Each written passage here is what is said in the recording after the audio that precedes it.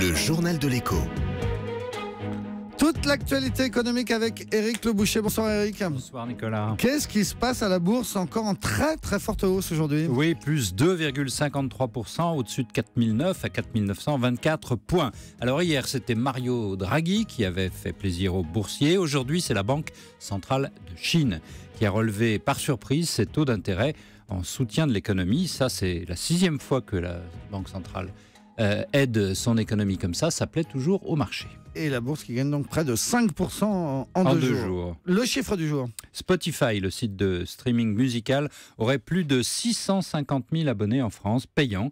C'est une progression de 150%. C'est un vrai démarrage du streaming en France qui avait beaucoup de retard jusqu'ici. La personnalité du jour, c'est Manuel Valls qui fait un mea culpa sur les impôts. Oui, élever les impôts au début du quinquennat était une erreur, a-t-il dit au Monde ajouté. Ça a créé un choc fiscal. Il a expliqué que beaucoup de la rupture entre, d'une manière générale, les responsables politiques et les Français vient de là.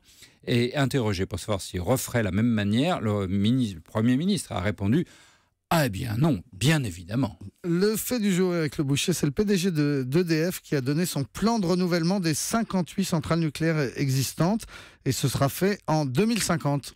C'est la première fois qu'on a une vision claire un peu du renouvellement du parc français. Alors, d'abord, le PDG a expliqué que peut-être on va fermer une centrale ou deux, Fessenheim, bien sûr, mais en gros, la capacité de production nucléaire française devra rester la même en volume à cause des voitures électriques, et il faudra bien les recharger.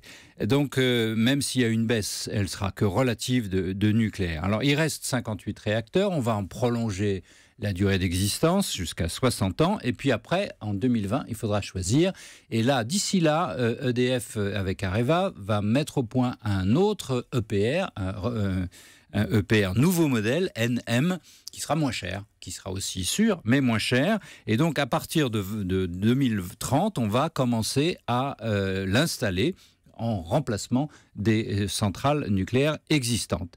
Et à la fin, il y aura entre 30 et 40 EPR nouvelle manière, dit le PDG d'EDF, et il n'y aura plus de ces vieilles centrales que nous connaissons maintenant. Mais alors, ce qui explique aussi Jean-Bernard Lévy, c'est qu'EDF n'aura pas la capacité financière suffisante et devra faire appel à des partenaires. Oui, ça aussi, c'est très clair et très alarmant. Est-ce que vous vous rendez compte de la fragilité des groupes français? EDF, c'était un peu le donjon de l'empire industriel français hérité de De Gaulle et de Pompidou. Comptez avec moi, Nicolas. Le télécom, Alstom et Alcatel a disparu. Les transports, Alstom a disparu. Dans l'aérien, Air France est menacée dans son existence même.